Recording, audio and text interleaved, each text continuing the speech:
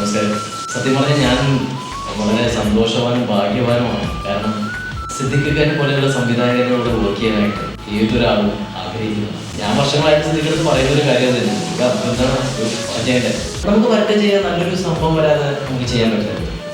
ഏതൊരു സംവിധായകനും പറയുന്ന അദ്ദേഹത്തിൻ്റെ, പ്രത്യേകിച്ച് അദ്ദേഹം റൈറ്ററും കൂടിയാണ്, അദ്ദേഹത്തിൻ്റെ മനസ്സിൽ ഒരു കഥാപാത്രം ഇന്ന ഒരാൾ ചെയ്താൽ നന്നാവും എന്ന് പൂർണ്ണമായിട്ട് വിശ്വാസം വരുമ്പോൾ മാത്രം അദ്ദേഹം ആരെയാണെങ്കിലും വിളിക്കും.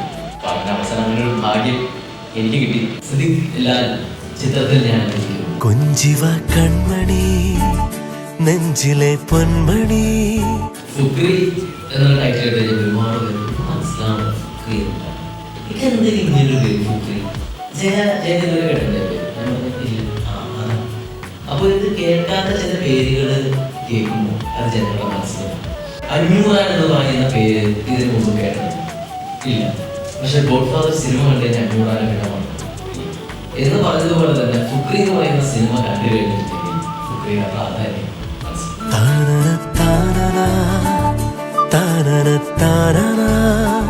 ഫുക്രിയിലെ എൻ്റെ കഥാപാത്രത്തിൻ്റെ പേര് ലക്കീനാണ്. ലക്കീനെ കുറിച്ച് പറഞ്ഞെങ്കിൽ ലക്കീൻ്റെ ഒരു ബാക്ക്ഗ്രൗണ്ട് പറഞ്ഞെങ്കിൽ ഒരു ഓഫറാണ്. നമുക്ക് ഒരുമിച്ച് മരിച്ചാലോ? സിദ്ദിഖിയുടെ കൂടെയുള്ള വർക്കിംഗ് എക്സ്പീരിയൻസ് വളരെ സീനിയർ ആയിട്ടുള്ള സംവിധായകരുണ്ട്. അപ്പോൾ സ്വാഭാവികമായിട്ട് ആദ്യത്തെ ദിവസമൊക്കെ എനിക്ക് ടെൻഷൻ ഉണ്ടായിരുന്നു. പിന്നെ ഓഫ്കോഴ്സ് അദ്ദേഹം ചെയ്തിട്ടുള്ള വളരെ സീനിയർ ആയിട്ടുള്ള ആക്ടേഴ്സിൻ്റെ കൂടെയാണ്, മമ്മൂക്ക, ലാലേട്ടൻ, ദിലീപേട്ടൻ എന്നൊക്കെ പറഞ്ഞിട്ട്. അപ്പോൾ അവർക്ക് ചിലപ്പോൾ അവരുടേതായ സ്പേസും ഫ്രീഡും ഉണ്ടാവും. നമ്മളൊക്കെ എങ്ങനെയാണ് ചെന്ന് ചോദിക്കുക എന്നുള്ളൊരു കൺഫ്യൂഷനൊക്കെ ഉണ്ടായിരുന്നു. പക്ഷെ ഫസ്റ്റ് ഡേ തന്നെ ഭയങ്കരമായിട്ട് സിങ്കായി എന്നുള്ളതാണ്. ആക്ടേഴ്സിൻ്റെ കയ്യിൽ എന്തൊക്കെയാണ് അദ്ദേഹത്തിന് വേണ്ടതെന്ന് ഉള്ള കാര്യം ഒപ്പം അറിയാം. അപ്പോൾ അതുകൊണ്ട് ഭയങ്കരമായിട്ടുള്ള ഫ്രീഡം കൊടുക്കും. അതിപ്പോൾ നായകനിൽ നിന്ന് മാത്രമല്ല, കൂടെ അഭിനയിക്കുന്ന എല്ലാവർക്കും അതിൻ്റെ ഒരു സ്പേസ് കൊടുത്തിട്ടുണ്ട്.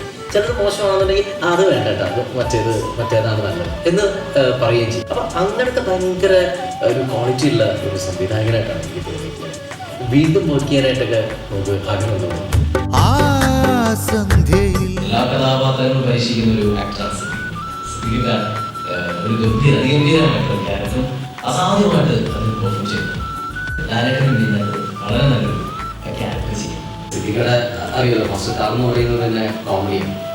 ആ കോമഡിയിലൂടെ തന്നെയാണ് ഈ കഥ മുമ്പോട്ട് പോകുന്നത്. ഭയങ്കര ട്വിസ്റ്റും കാര്യങ്ങൾക്കുള്ള ഒരു കഥയാണ്.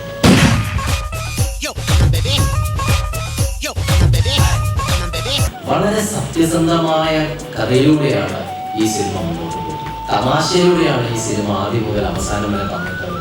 ഫാമിലിയായിട്ട് ഇന്ന് കണ്ട് തെറ്റിച്ചുളിക്കേണ്ട രീതിയിലല്ലാത്ത തമാശകളുള്ള ധൈര്യമായിട്ട് കുടുംബമായിട്ട് വന്ന് കാണുന്ന സിനിമയാണ്. കൊച്ചി പഴയ കൊച്ചിയല്ല, പിന്നെ കോഴിക്കോട്